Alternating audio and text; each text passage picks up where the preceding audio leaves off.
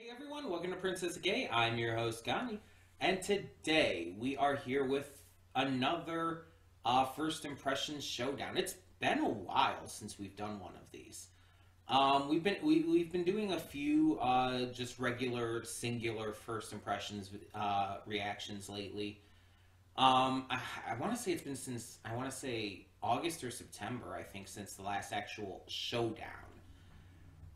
But either way, we are doing three shows today, as you can see from the thumbnail and everything.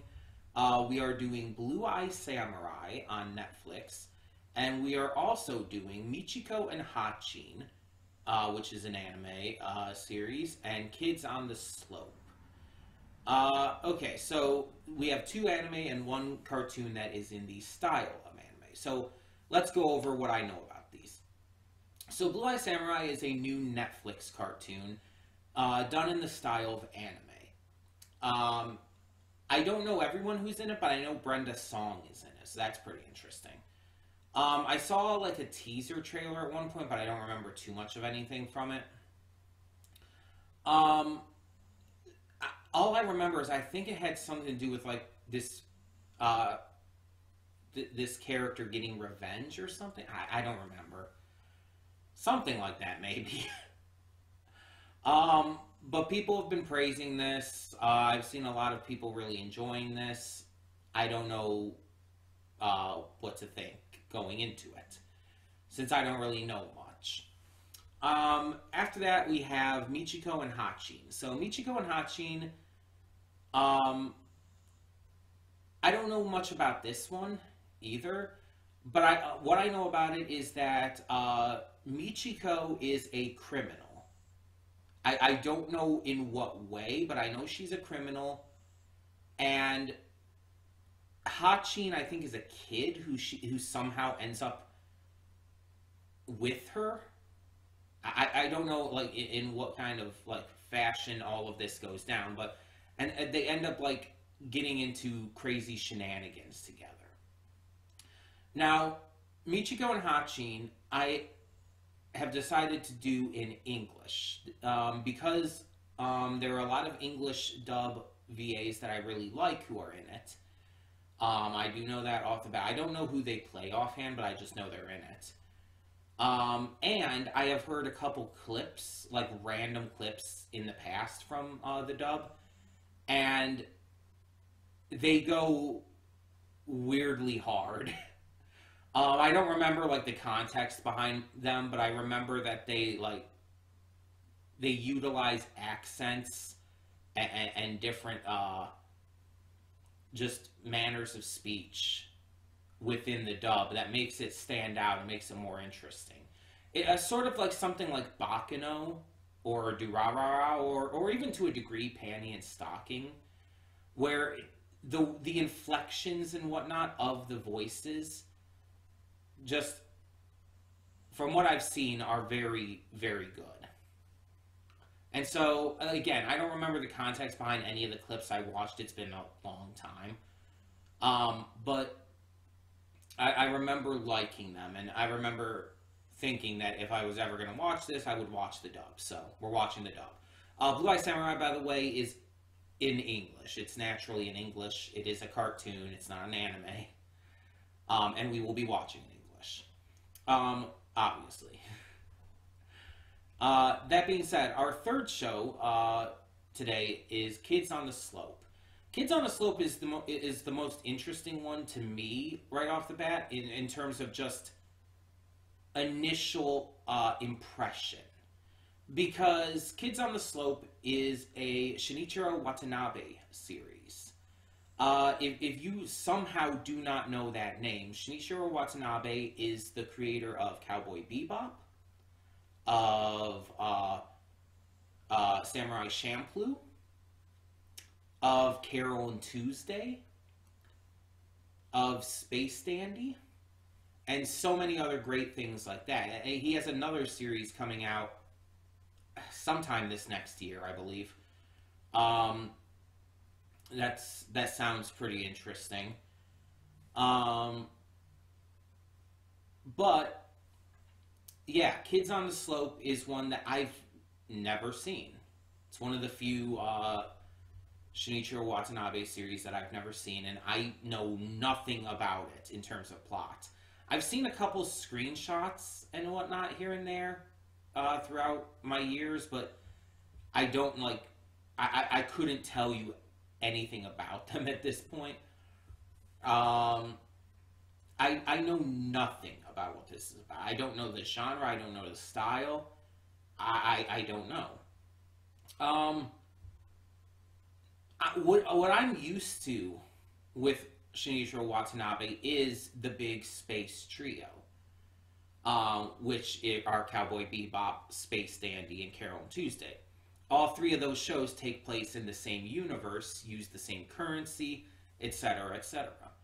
They're different stories, and they're very different in their presentation, but they take place in the same universe and kind of like act as like this kind of big overarching world of sorts, a cinematic universe, if you will. But then you do have stuff like Samurai Champloo, which is very different in its tone and style. Isn't as much sci-fi as it is more just, you know, comedic action and adventure and whatnot, I guess you would say. So I have no idea what kind of genre this is going to be, what kind of... I don't even think I know what the art looks like off the top of my head. So it's going to be interesting to experience something I'm completely blind on from a director I am very familiar with. And I'm not usually familiar with the directors of anime.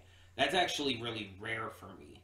But when you have a name like Shinichiro Watanabe, it's like, yeah, you're gonna be familiar. It's like a Satoshi Kon movie. It's just one of those names that you just can't ignore because they're so big. So, yeah, out of the three of these, just initial impression right off the bat, I think the one, based on what I know about them, that I'm probably going to enjoy the most, I think it's going to be Blue Eye Samurai. Again, part of that is just because I don't know what Kids on the Slope is at all.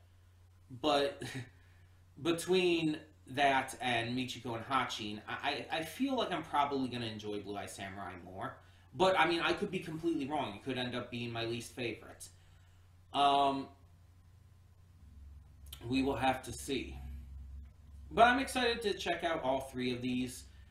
And see if they are anything that I want to continue on with. For anyone who is new to the channel, and if you're still confused about what a First Impressions Showdown is, or what a First Impressions on this channel is in general, let's break it down. So a First Impressions reaction on this channel basically means I check out the first episode of any series. In this case, since it's a showdown, I'm checking out the first episode of 3 separate series. I check out the first episode of each, and I then determine after watching whether it's something I want to continue to react to in the future, watch on my own time, or something I'm just not interested in, for whatever reason. If I continue to react to it in the future, it will happen at some point at a later date. It will not be right away, it's just something I'm going to give a chance to down the line. If I watch it on my own time, honestly, who knows? Because with how I tend to watch stuff, or don't watch stuff on my own time, it could be anything for me, honestly. I have trouble with that sometimes. But like if I drop it, if it's something I'm not interested in, then I'm not interested. I usually do these first impressions for shows that I'm not quite sure about. It shows that I'm not quite sure if I'm going to like or not, for whatever reason, and I want to check out and give a chance to. We've had different first impressions that have ended poorly, where it's like, oh, I don't like this, I don't want to continue. And then there have been some that have been kind of in the middle where it's like, maybe I'll watch this on my own time. It's not something I'd want to react to. But then there's ones that it's like, oh yeah, I need to react to this. And some of them have even been like really big hits on the channel, like the Ghost and Molly McGee. Like that's one of my favorite reaction series, and that started off as a first impressions. So it could go any which way. And honestly, I don't know how it's going to go. But that is the deal. So with this as well, again, if you're new, what we do for a First Impressions Showdown is down in the description below, there will be 3 separate links to each of the different reactions. There will be a link for Blue Eye Samurai, a link for Michiko and Hatchin, and a link for Kids on the Slope. You can go watch them in any order, and then where my normal afterthoughts will be, there will be 3 sets of afterthoughts. They will be tagged on the video progress bar, so you can see where each one is and everything. They'll also be in the description below, all of the timestamps and everything. And they'll come one after the other, based on the order I react to them in, which will be Blue Eye Samurai, then Michiko and Hatchin, then Kids on the Slope.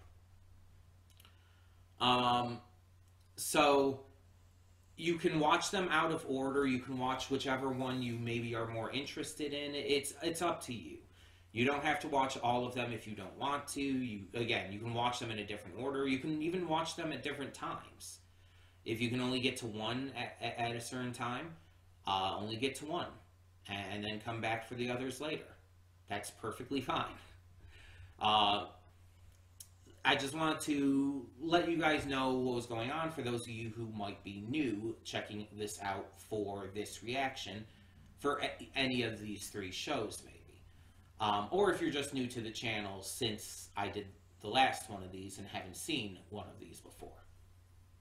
So yeah, all of that being said, if you have any questions or anything regarding all of that, please feel free to ask in the comments. I see all the comments, so I will answer if need be. But that being said, we are going to get right into these and hope for the best. So when the screen fades to black, pause this redirect and go to the description below.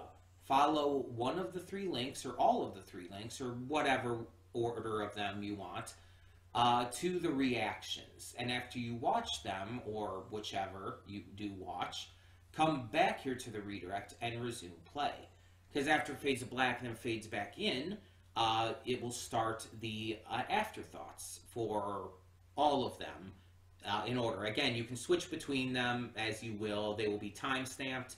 They will be on the progress bar. They will have their different chapters and everything, so it'll all be good.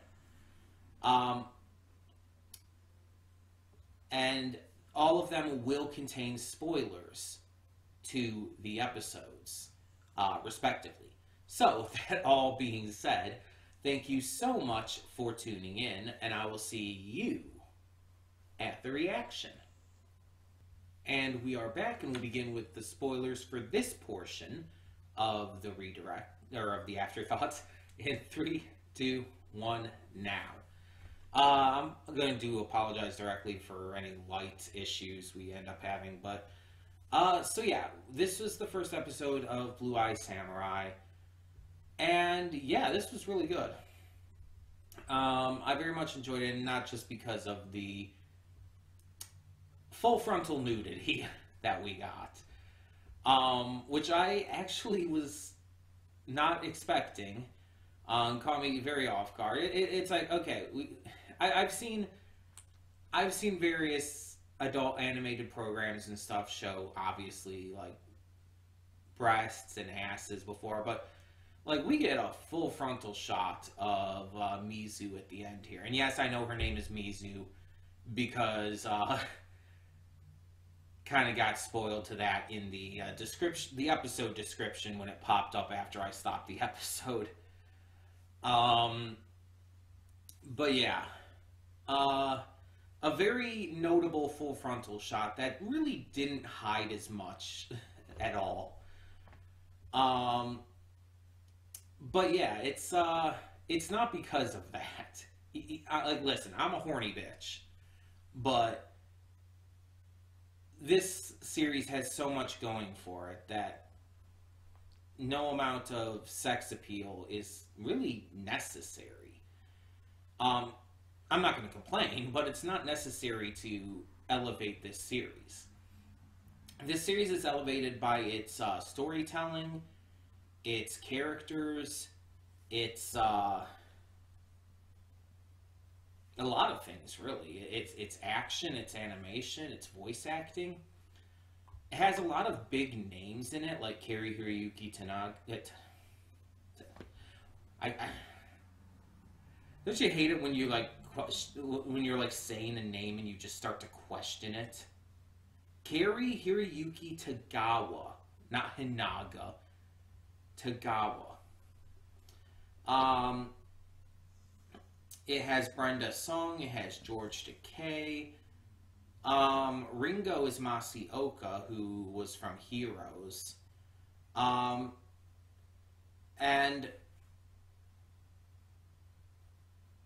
Mizu is Maya Erskine, who I'm not sure if I know from anything. Let me check.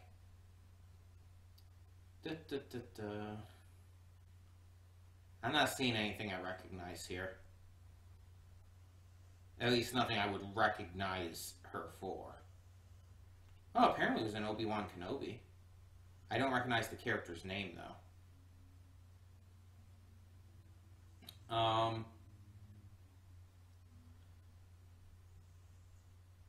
Yeah, I don't recognize Darren Barnett, who was Taigen. But yeah, let me just check something here. While I'm already here.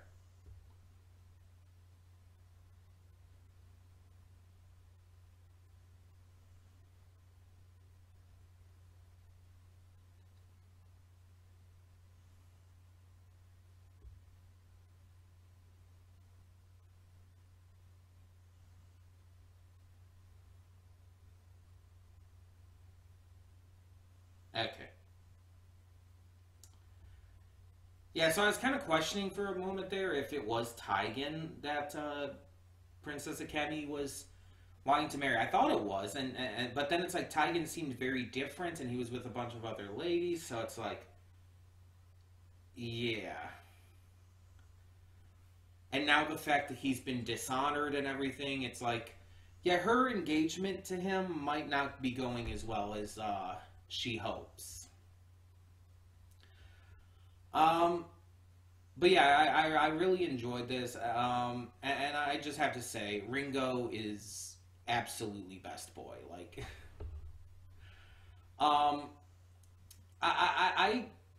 there are certain archetypes, I guess you could say, of characters that I get very attached to very easily, and the wholesome dum-dum character is definitely one of those archetypes.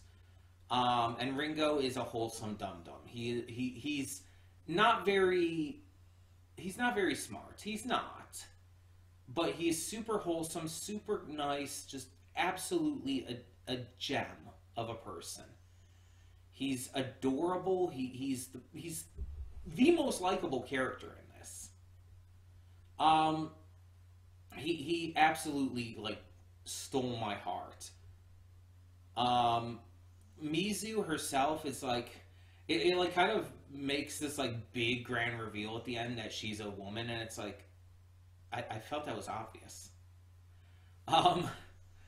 It's like, not because of the voice or anything, because obviously trans people exist, and yes, trans people existed back then. They just, weren't able to always show it and everything because of how the world was. And considering it even shows in here how Japan was at that time, with a lot of sexism and racism and horrible like shit. And Japan, even in the modern day, it still isn't quite where it needs to be with acceptance of things like that. But yeah, it's pretty wild.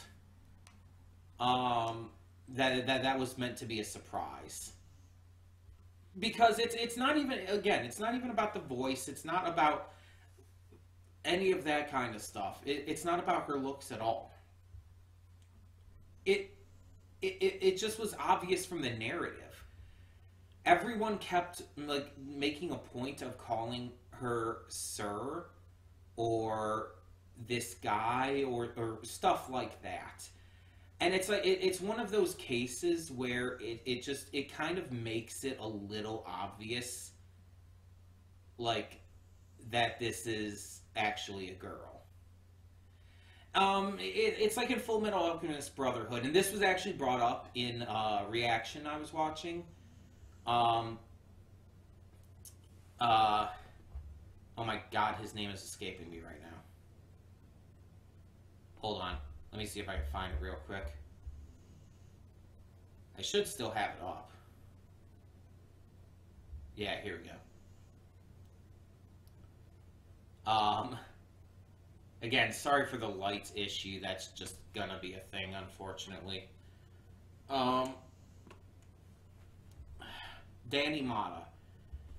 Danny Mata, when the episode where Lanfan was introduced, Ed and others kept calling her like he and boy or stuff like that. You know, kept using male pronouns and everything for her because before it was revealed that it was a girl. But he pointed out, like Danny Mata pointed out, how they kept doing it over and over, and it just kept hammering it in, kind of proving that it's actually a girl.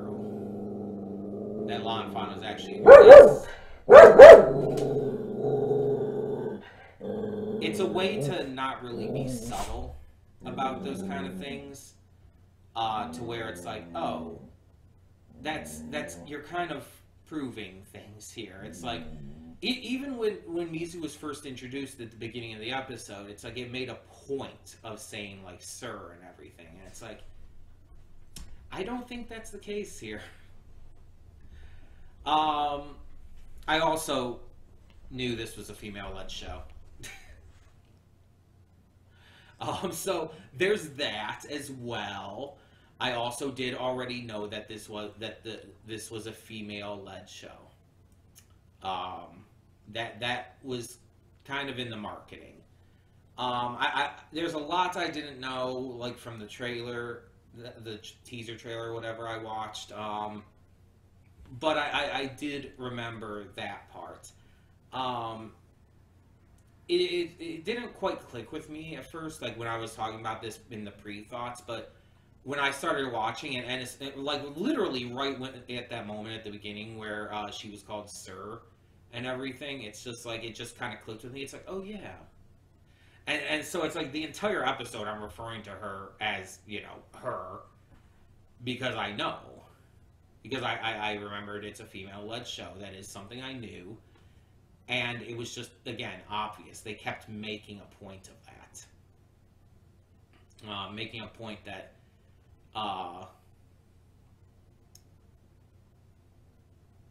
that she kept getting called he and him and stuff like that. It was just pretty obvious. Yet they still tried to paint it as kind of like this big twist, and it's like, I really don't think that was a twist. Also, like, I know why they call her, like, ugly and a freak and monstrous and everything, because of the entire racism bullshit. Because of, you know, at the time Japan had closed its borders and was very, very anti-white person, which is fair, mind you. But I'm sorry, she's really fucking pretty. Like, is that just me? It's like whenever I see one of these shows or movies or whatever where the character is supposed to, like, either is supposed to look unattractive or is, like, said that they look unattractive, even, again, if it's for a reason like this, it throws me off when the character is fucking really attractive. Um, it's just like it kind of makes fun of this trope in the Barbie movie. Like, at this point, I don't really think it's big spoiler, and it's not really a big moment in the movie. Well, it's kind of a big moment, but it's not a big line. Basically, Margot Robbie says, like, I'm not stereotypical Barbie pretty, and then the narrator comes in and it's like, if the movie wanted to make this statement, they probably shouldn't have cast Margot Robbie. And it's really funny. It's a phenomenal line. It's just amazingly meta and very true. Margot Robbie is exceptionally pretty. And it just kind of reminds me of this and any kind of movie or show that does this. Because it's like Mizu is really fucking pretty. Like, and I'm not just talking about at the end where she's butt fuck naked. I'm talking about like just in general. Like, one, I have a thing for blue eyes. Like, blue eyes are very attractive to me. Especially when they're very vibrant blue eyes. Like hers are. And obviously we know why hers are. It's definitely intentional for the storytelling purposes of this. But like even like comparing like with Korra from The Legend of Korra. Her eyes are a very vibrant blue as well. And it's like that's just always been a thing for me. I just really like blue eyes. And her facial features, her hairstyle, it's just like she's just very fucking pretty. I don't get the hate. I don't understand how she could be seen as ugly. Like, listen, even if they all think like she's a boy for some reason, I would still be going like, are none of them feeling any kind of confusing feelings looking at her? Because it's like, she's really pretty. Princess Akemi is really pretty too. Obviously some of that is, you know, the standard royal makeup and everything.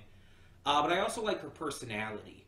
She has almost this defiant personality, wanting to marry for her own purposes and her own desires rather than for, you know, money and power and status. She's acting out against her father's will to do so and trying to, you know, be with Titan, who, mind you, we clearly see is a bit of a tool. But I don't think she knows that. Granted, any level of engagement is probably going to be off with the Dishonored top knot cut, because that's a big deal. So that's probably not going to go well. But with the fact that now we have these 4 powerful samurai being sent after her, she's still on the hunt for the Shindo Master's brother. Excuse me. And overall on the hunt for these 4 white men one of which raped her mom and, you know, is the entire reason she's there. It's like, it's going to be interesting to see where this goes. How many episodes is this? Let me check real quick. Also, I didn't know these episodes were going to be an hour long. They actually caught me off guard. 8 episodes. So that seems to be pretty standard lately with a lot of streaming shows. Okay, so 8 episodes. Yeah, we're definitely going to be continuing this. This is definitely one I want to continue to react to. And again, not for the nudity, though I'm not complaining. It's like, you give us attractive characters and then show us their tits and everything. And in the case of Mizu at the end, her absolutely fabulous bush. It's like, Jesus, just not hiding anything there. It's like, yeah, I'm not going to complain about that. But that's not, like I said, that's not really the appeal of this for me. It's just a bonus. The appeal is the story, the characters, the action. The action choreography is fantastic in this. The story, the revenge tale, everything. That's more of what I'm invested in. But we'll see how this goes. Like I said, we will continue reacting to this in the future. And hopefully it ends up being a really good one. So tell me your thoughts down in the comments below. And thank you for tuning into this portion of the Afterthoughts for my thoughts on Blue Eye Samurai. Thank you so much for tuning in. And whether or not you check out any of the other reactions in this Showdown video, I hope you enjoyed. So for now, I'm Connie, and yeah, I'll see you at the next one if you choose to tune into it. And we are back with the Michiko and Hatchin portion of these Afterthoughts, and we'll begin with spoilers in 3, 2, 1, now. This was interesting. I have a lot of questions. How does Michiko know about Hana? Like, how does she know about her? Why does she know about her? And why did she come to take her away? Like, I have so many questions about that. So this first episode follows our two main characters leading to when they meet up. We have Michiko Melandro, who is an escaped convict and is kind of crazy. Like, she escapes from prison, goes straight into committing more crimes again. And it's like, why do you do this? What is your goal? Excuse me. Is there a reason she's doing this? Is there something more to her character, to her motivations? I'm genuinely curious, because I don't understand why she would escape from prison and go straight into this kind of shit.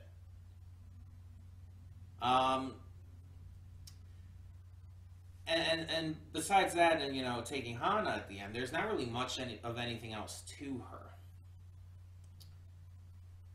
Now then we have Hatchin, or Hana. I assume Hatchin's going to be a nickname or something. Hana is the main focus of this episode, let's be honest. It centers around her and the absolutely horrific living situation she is in. She is living with excessively abusive parents, who are not actually her parents. They're a religious couple, in quotes, big time there, who took her in basically as like a foster family situation. She has two foster siblings who are also absolutely terrible. And like I said, I know it's not the kids' fault. They were raised this way by their horrific parents. But they're still horrible, evil little shits.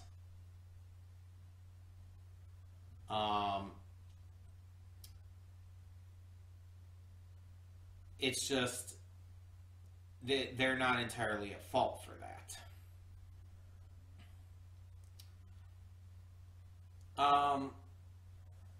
And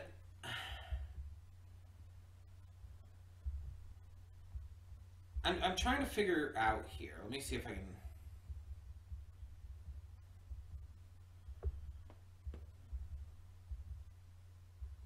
Because with the cast here, like, is this taking place in Mexico and everything? I'm kind of unclear.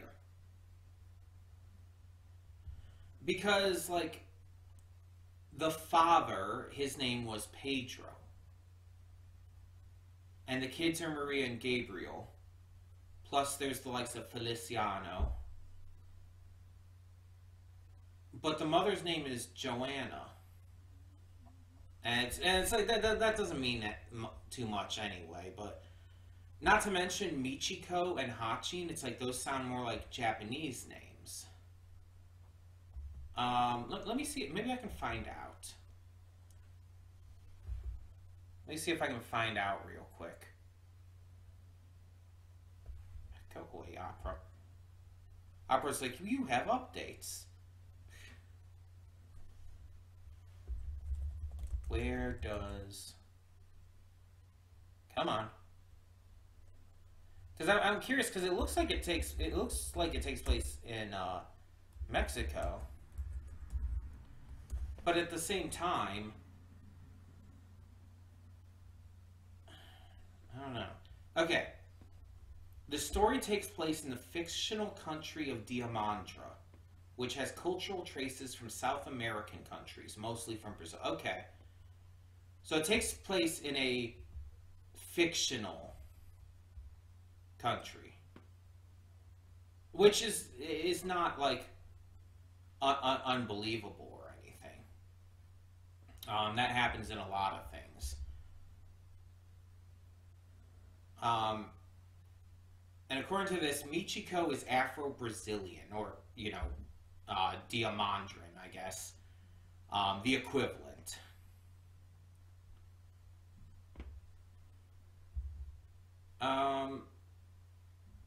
So I'm kind of curious about that. Let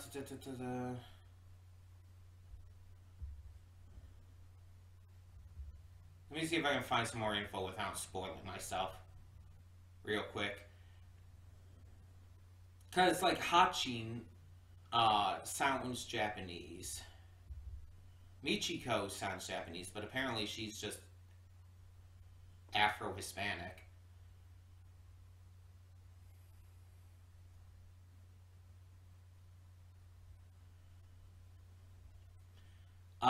Hatchin's name, her full name is Hannah Morenos. Though Morenos might be the Foster family name too.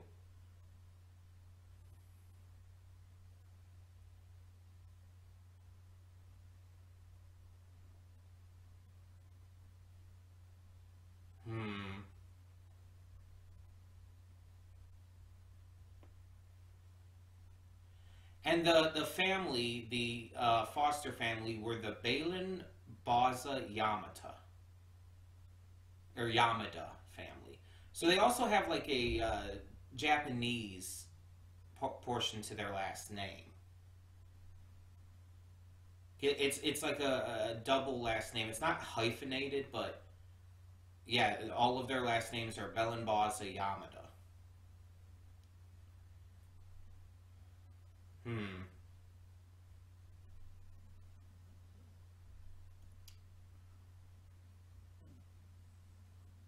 Again, I'm not going to look up any, like, spoilers here.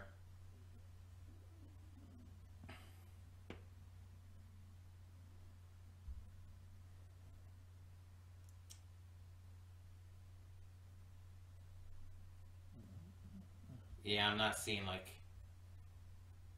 anything else that I can really talk about. I'm trying to avoid the spoilery stuff. But yeah.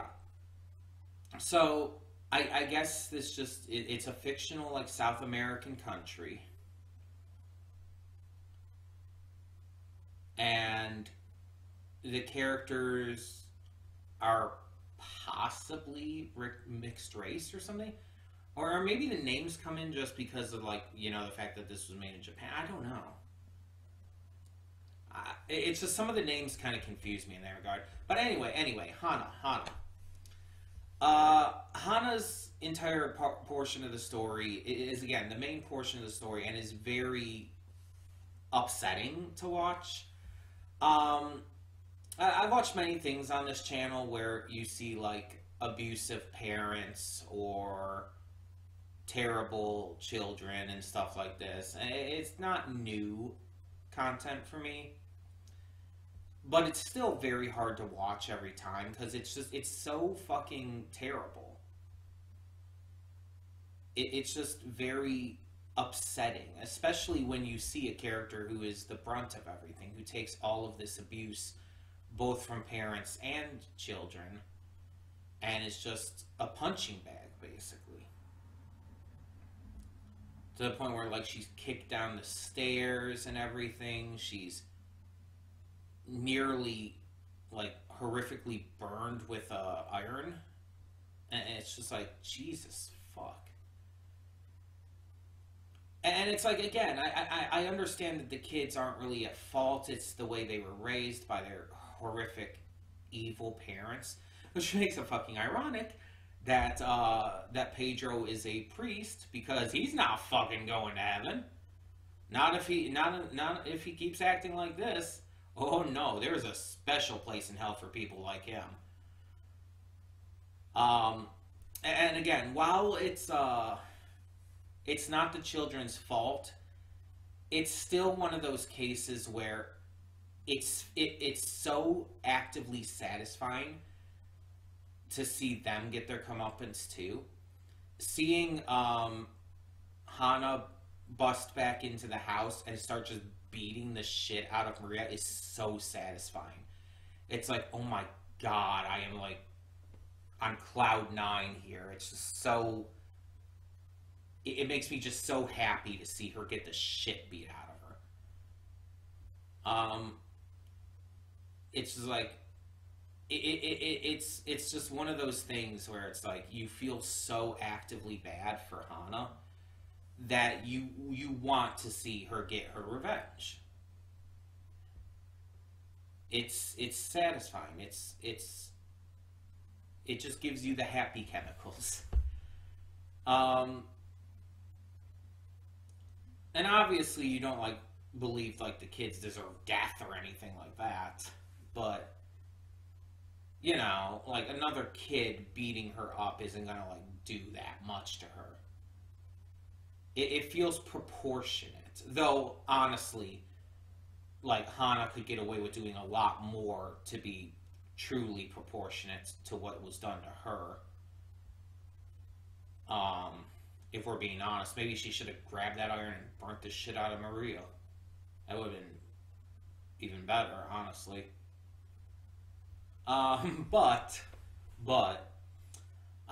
Yeah, I enjoyed this, and the only issue I really have with this is Monica Rial doing the voice for Michiko. Because Monica Rial is white. And it's like, yeah, there's a lot of, like, obviously English dub anime where you have, like, white actors voicing a lot of these characters. But this character, like, Michiko is black. She's Afro-Latina. It's like, could we really not find someone else to voice her? Like, don't get me wrong, I love Monica Rial. She's one of my favorite voice actresses. But I do not think that she should probably be voicing an Afro-Latina woman like this. And especially when she's doing that kind of voice. Like, this is old. This is an older anime, right? Let me check here. 2008. That's not as old as I thought it was, actually. Yeah, this is from the late 2000s, so yeah, it definitely feels wrong, honestly. Like, it's not like with J. Michael Tatum voicing Garter Belt in Panty and Stocking, because that's a parody, at least. With parody stuff, you can typically get away with more, because it's meant to be a joke, and it's meant to, you know, call out bullshit like that. But with a more serious show like this, honestly, it does seem like pretty serious. right now. With a more serious show like this, I just don't see how you can really get away with this kind of thing. It's honestly a little uncomfortable. And obviously I understand that, like, nowadays there's a lot more inclusivity for that.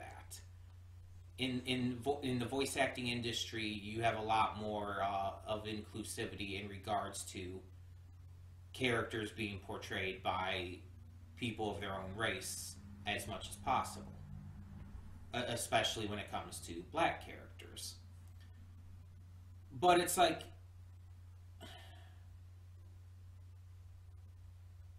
it's a little uncomfy. It's a little uncomfy. I mean, it's not as instantly bad as, like, the entire shit that went down lately with Anais Quinones and Wendy Lee with the role of Yoruichi in Bleach. For those who don't know, Wendy Lee is the original voice of Yoruichi in the Bleach dub, but in the Thousand Year Blood War, Anais Quinones was cast. The character of Yoruichi is black, and Anais Quinones is black. But the character was originally voiced by a white woman, Wendy Lee.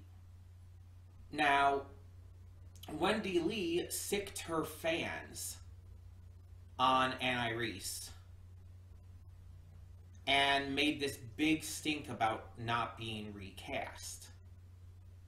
Or about Yoruichi being recast.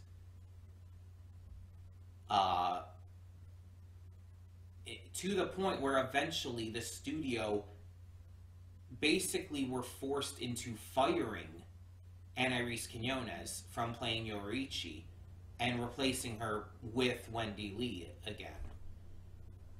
And it was this entire big thing, and Wendy Lee was, like, attacking people who were sticking up for Anais and stuff, including other voice actors.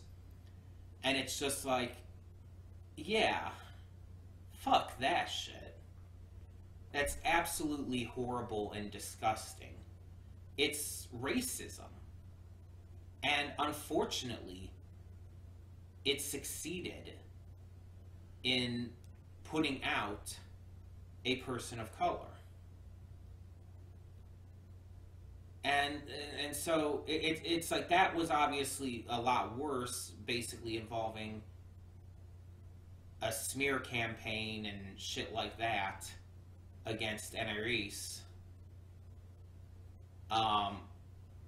But then on top of it, you have just everything about that entire situation. This is different because this is just, a character being cast poorly from the start, which you could kind of say Yoruichi was originally, but Yoruichi also didn't have, like, that kind of notable voice and accent along with her. It's a little fucking weird, and it's just a bit uncomfortable. And again, I love Monica Rial as a VA. She does an amazing job, and she did a good job in this. I won't deny that. It's definitely more about just the idea of it. So, I haven't actually said yet, I do want to continue this, because if for no other reason, then I want to know why the fuck Michiko knows who Hana is, and why she's practically kidnapped her, though it's for the better, honestly, because of Hana's horrible life that she was living there. I'm just very curious as to these answers, and obviously don't spoil in the comments, but I'm very interested to see where this goes.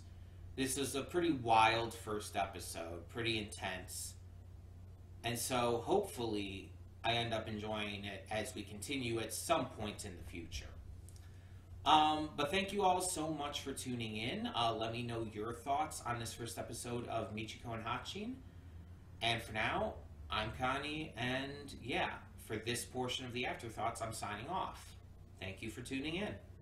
And we are back with the third portion of these Afterthoughts. These are the specific Afterthoughts to Kids on the Slope. And we'll begin with spoilers in 3, 2, 1, now. I feel like almost any time you watch something that's directed by Shinichiro Watanabe, you just gotta kind of like throw up your arms into the sky and yell, "Fuck yes!" Because this was brilliant. This was really damn good. Like, I'm not like the biggest Cowboy Bebop fan, but I acknowledge its importance to anime, how its influence has changed the landscape of anime. And same to a lesser degree, but still same for Samurai Champloo. I won't say Cowboy Bebop again. Space Dandy became a huge name in terms of comedy anime. And Carol and Tuesday, while unfortunately because of Netflix didn't get its time to truly shine, has an extremely dedicated fan base that will rave about it any chance they get. Believe me, I'm a part of that. It is one of my favorite shows of all time. It's like anytime you see a Shinichiro Watanabe show, it's great. Even if it's not like necessarily your favorite, or it's not like necessarily like a big show for you personally, you acknowledge that it has a certain something to it that is just magnetic. It grips your attention. And even if you don't end up like wanting to continue it down the line, it's something that you just cannot deny the quality of. He's just one of those directors, one of those creators who is just so iconic, so synonymous with anime, alongside the likes of Satoshi Kon. And it's just like, you see something new from him. Something that's not a new anime, mind you. But you see something new from him. And it's just, in a single episode, you're just so fucking hooked in that it's just astounding. Because I've heard of people talking about this series before, but I've never really known what it was about. But I've seen, I have 100%, I am 100% confident that I have seen a GIF or a clip in some kind of like compilation, video compilation of him drumming before. Of Sento drumming. I have 100% seen that. I just don't know where. I don't know when. It's like seeing that again here just awakened that memory in me. And it's like people are using this visual because it stands out. Not only is it just phenomenally animated, and it is phenomenally animated, but you feel his passion. You feel the intensity of his tempo. When he is on those drums, it comes alive.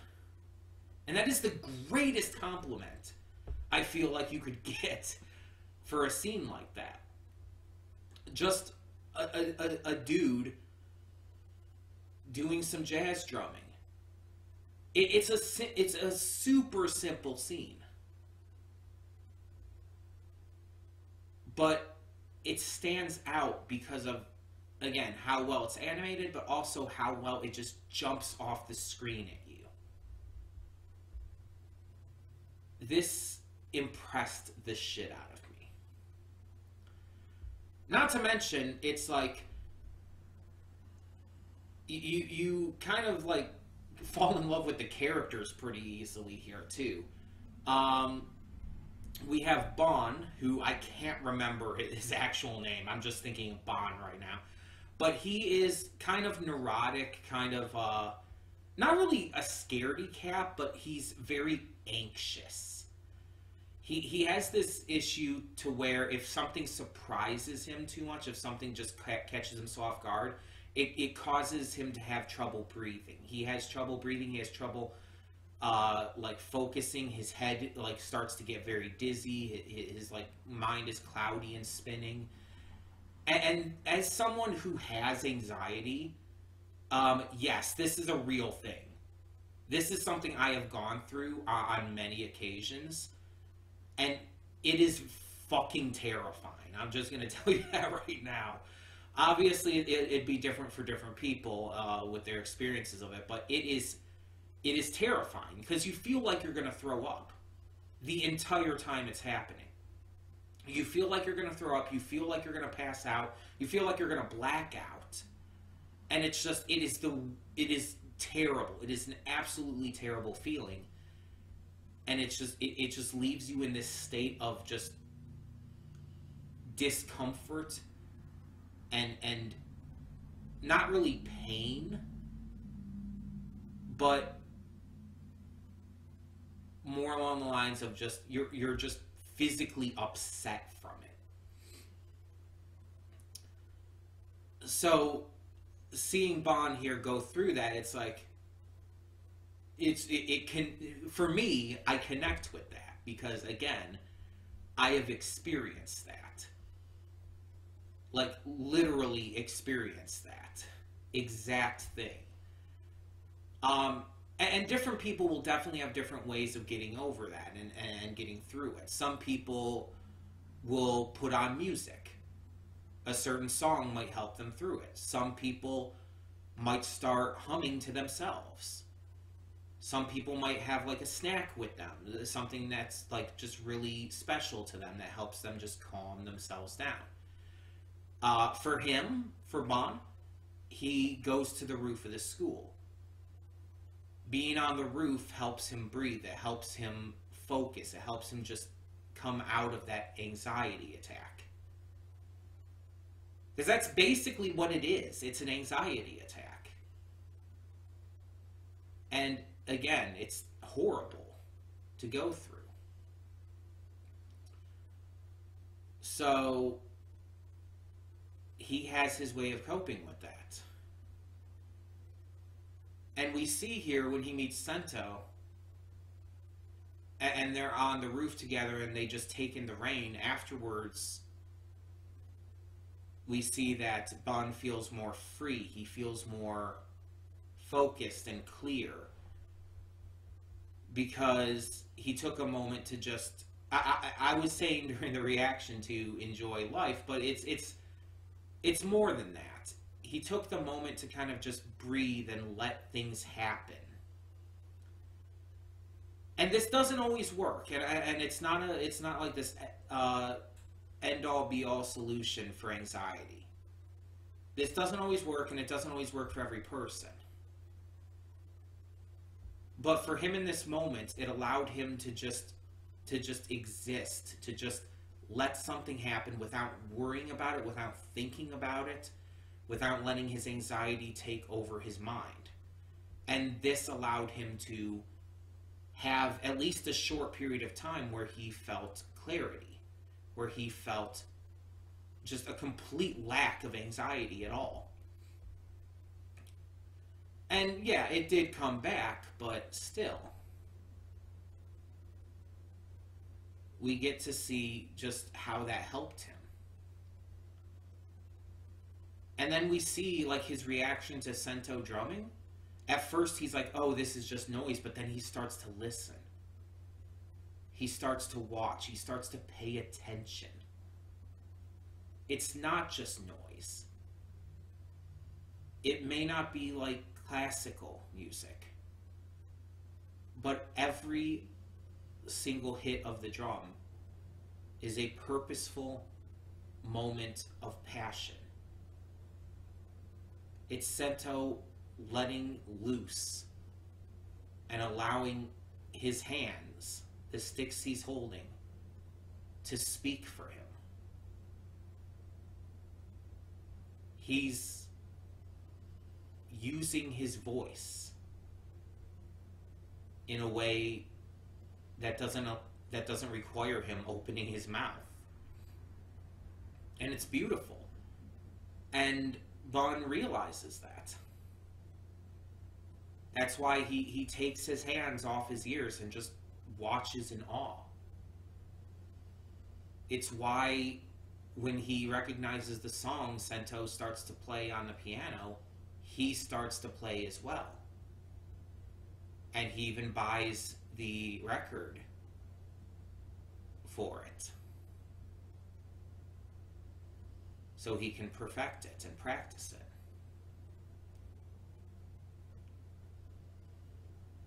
It's just pure storytelling without even needing to say much. It's brilliant. Also, it might be fucking gay, and that is a big plus. Gay and music. Is this just given again? Or, hell, fuck it, Carol and Tuesday. Because let's be honest, Carol and Tuesday was super fucking gay.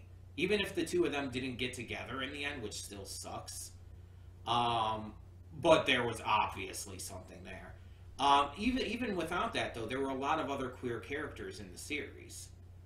And so the idea that Shinichiro Watanabe might have done that before is exciting.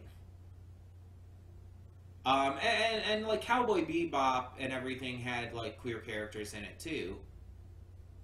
But it's like, I'm really hoping this is gay, or at the very least allows me to ship the hell out of them even more than I already do, because I already do.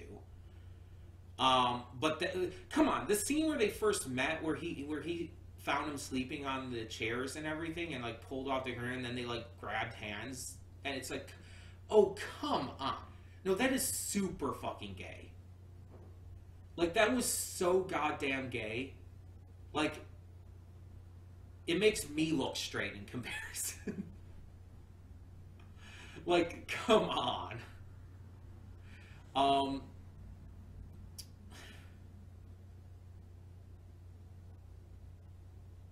It's like, it's gotta be on purpose.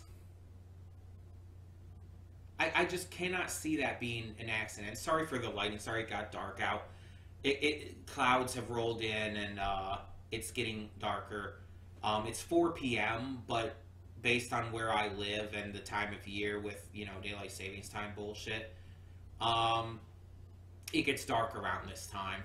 I would have recorded earlier, but, woke up later than I expected. Anyway, yeah, this is, I have to continue this. I'm too invested. I'm too invested. I need to see these two possibly get together. And I just want to see some more fucking jazz drumming. Like, fuck, man. So, hey, this is like only the second time it's happened, but we have a full clean sweep here. We have all 3 shows here being continued. Now, I don't know if I'll end up continuing them all, like, to the end, but we'll see. Either I'll talk about that in the final afterthoughts, though. For now, thank you so much for tuning in. Let me know your thoughts on this first episode of Kids on the Slope. And for now, I'm Connie, and I'm signing off. See y'all next time. Okay, and here are our final afterthoughts. Just to close everything out for this video and talk about all 3 of these that we checked out for these first impressions. So, yeah, like I was saying at the end of the last one that I did there, the Kids on the Slope one, we have a clean sweep today. All 3 of these are going to be continued in the future. I don't know if we're going to end up continuing them all to the end. I don't know if we're going to end up finishing them all. It depends on how the future of the shows go. But at least for now, we will be continuing them. And I'm very excited about that. it's always cool to find more shows that I want to react to. And all three of these definitely, definitely get that. Blue Eye Samurai was very entertaining. I really liked it. It was very interesting with its storytelling, and I love what they're trying to do with the more mature, dark themes. Um, we had Michiko and Hatchin, which was depressing as fuck, but also satisfying as fuck, and gave a lot of questions that I definitely want to see answered. And of course, we had Kids on the Slope, which may be very gay and may be very jazzy. Either way, we are going to definitely get a lot out of that because I connected with one of the characters on a very personal level and was just so invested because Shinichiro Watanabe is a fucking genius.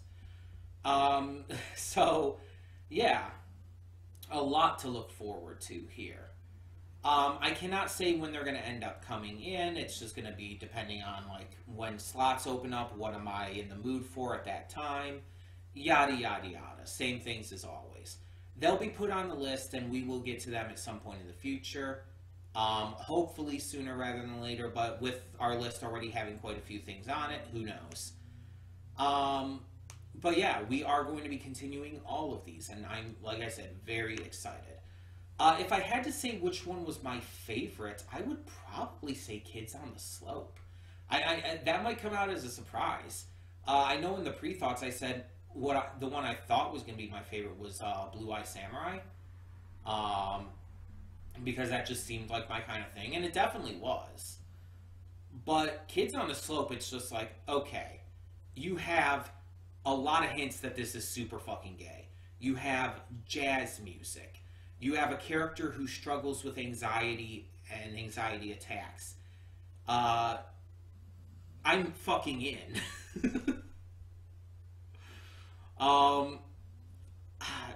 To say which one I like the least, like, it's probably Michiko and Hatchin just because of the pain of watching it, because of how upsetting it got. But it was still really good and still left a lot of questions. It's like the pain, as hard as it made it to watch, was still like well done. I'm not going to deny that. But it would probably be my least favorite of the three.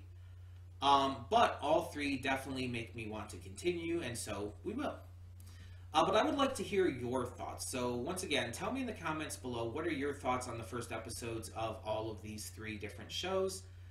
Let me know. As always, no spoilers. I wish to remain as spoiler-free as possible on all of these going forward. So thank you all so much for tuning in to another First Impressions Showdown. Thank you so much. And for now, I'm Connie and I'm signing off. See you all next time.